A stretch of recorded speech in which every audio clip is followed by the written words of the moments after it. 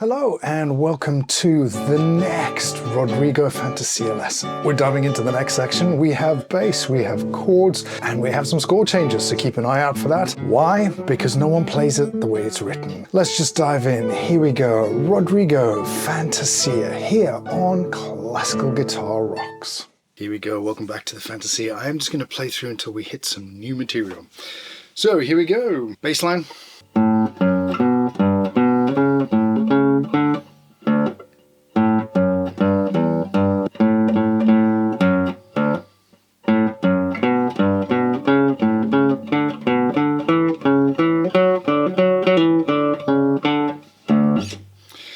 Kept it in first position. I have seen other players, they'll just take it up the fifth string.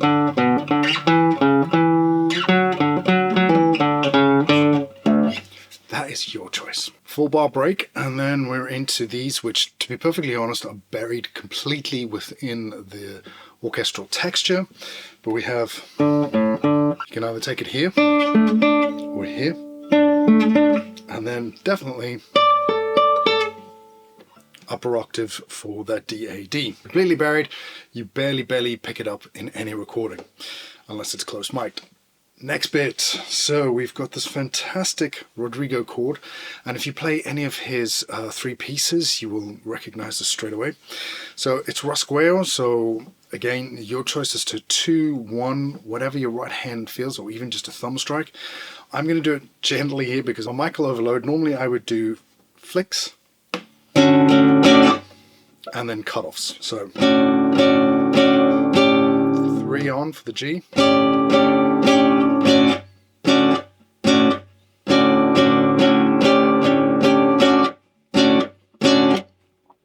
Okay, we're going to leave it there for this micro study. The only thing I want to say at this point is there is divergence in many players and what they do next from this point. So especially with the chords that we're about to see in the next micro study. So keep that in mind. I will try and articulate where I've picked up the ideas from, but I can't guarantee that I'll articulate all of the ideas I've stolen. The other thing to note is, I think it's John Williams leaves these chords on. He doesn't, he just... That is your call. The score obviously is very clearly written with a rest. So in the score it is written 2, 3, 4, 1, and the right hand is articulated as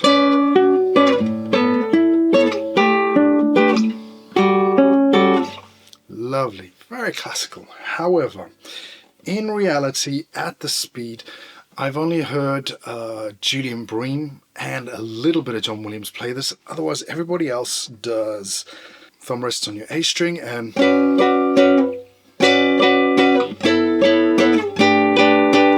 down. Okay, so I'm going to give you the chord shapes, and then I will leave it up to you as to which choice you make for the right hand there. 2, 3, 4, 1. Bar at 9. Bar at 7. Nice and easy there. Bar at 5, 1 on a G natural, C, F, A.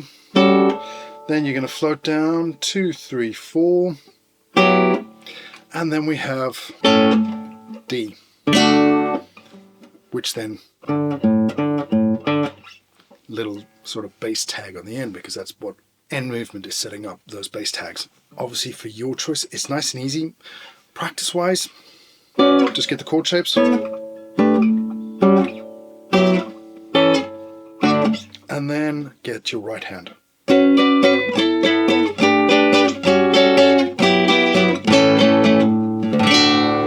And then stop. That's that micro study all on its own. I will leave you to ponder the variances of the right hand. 17 bars break. Trumpet gives us a clue that we're about to come in. Here a high trumpet, and again it is a bass tag. However, it's a bass tag that you control.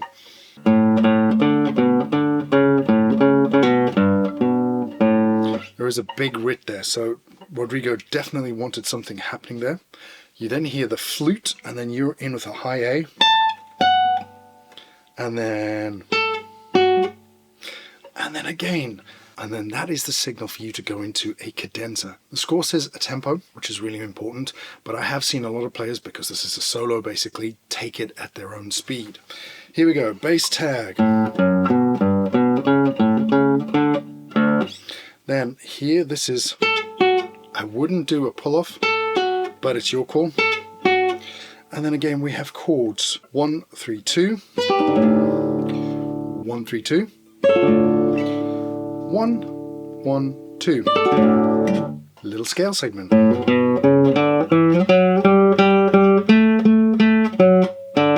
And again, in the score it's very clearly articulated. It's meant to be staccato, so this makes sense to be staccato too. Back to the chord shape.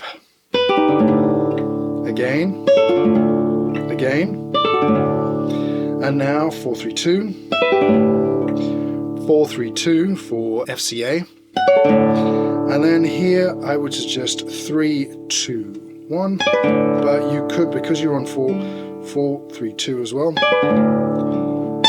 up to the high A and count it off. Obviously I'm playing a little bit out of time because I'm I'm trying to teach it, but here it goes. 1, 2, 3, 4, 5, 6, and then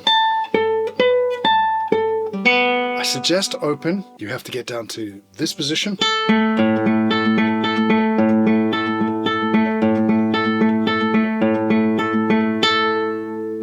With a big pause there. And it is A, I, P obviously, but you could, if you wanted to, take it at 5th position. There are many options, many choices, and from a musical point of view, this is entirely up to you, so you need to phrase it musically for yourself, because this is a cadenza. Thank you very much for staying until the end. This has been another edition of the Rodrigo Fantasia. We are coming to the end of this now, which means I'm already looking at the next concerto, and that is the Vivaldi. I've already filmed the first section, I have already done the backing tracks, I've already done the score. So if you want to get ahead of the queue for that, you need to head over to Patreon, because that's where all the goodness and goodies are going to be kept. I'm going to be giving away, on the basic level, a copy of the first movement and a copy of the piano backing track, which is currently playing underneath as I'm talking to you. So if you want to get your copy of these goodies before the lesson starts, head over to the Patreon, link below and link up here. All right, the next video in this series is going to pop along just about now.